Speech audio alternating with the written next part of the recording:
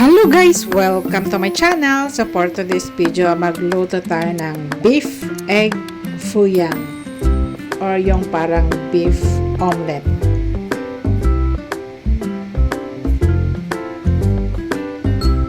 So meron dun tayong beef mince dito. So i-marinate natin ng dark soy sauce, light soy sauce, sugar, cornstarch, and sesame oil.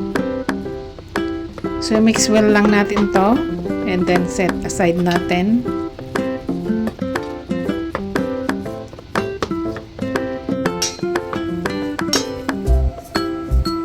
So, meron din tayong spring onion dito. So, i-chop natin ng maninipis or maliliit.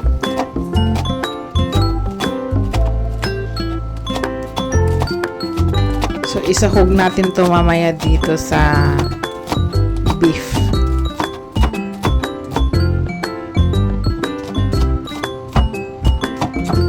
So, simple lang ang ating recipe guys. So, yan lang ang ating ihahalo. So, pwede rin kayong maglagay ng iba pang vegetables. So, meron tayong cornstarch, chicken broth, and sesame oil for sauce mamaya.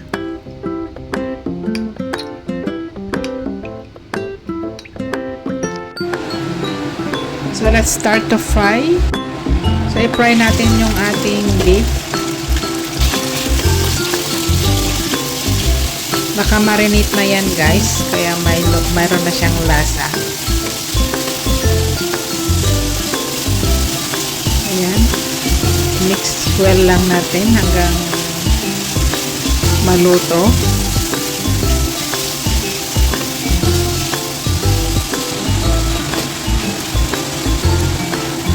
So, ilagay na natin yung ating spring onion, yung nasa baba, yung pinakapuno. Ayan guys. So, i-mix well lang natin. Siyempre, maglagay tayo ng minced garlic.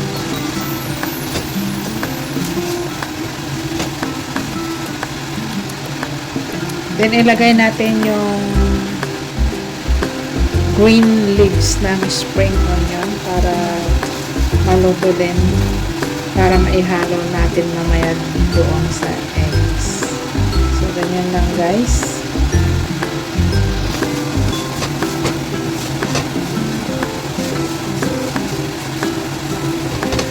So, ayan, naluto na. So, mag-prepare tayo ng eggs. So, 4 lang yung gagamitin ko guys kasi kami lang ang kakain. So, ayan, i-mix natin. And yung beef ay ihalo na natin. So, ayan. So, i-mix well natin. And ito ay ready na for cook.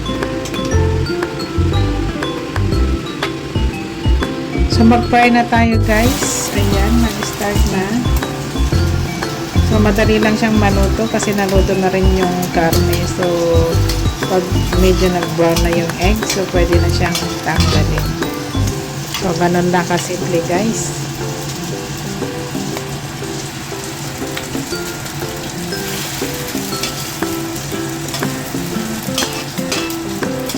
So, ganyan ang kulay guys. Pag ano na, pwede na i-set aside. Then, lutuin natin lahat.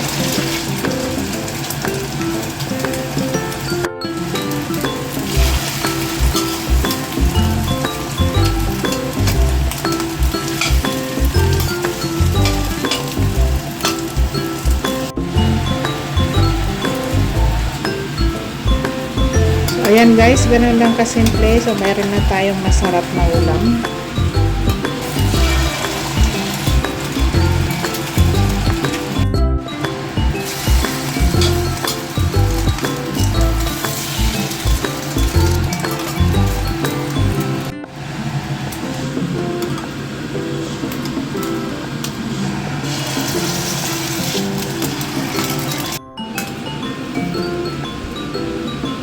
So, ayan, naluto na lahat guys. So, gawa tayo ng sauce. So, ayan.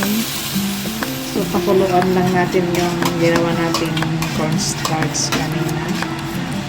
And then, saka natin bubuhos ito sa ating beef egg fuyang. So, ayan. Ganun lang kasimple, guys. So, mayroon na tayong ulam. So, thanks for watching. See you in my next vlog. Please like and subscribe. Bye-bye.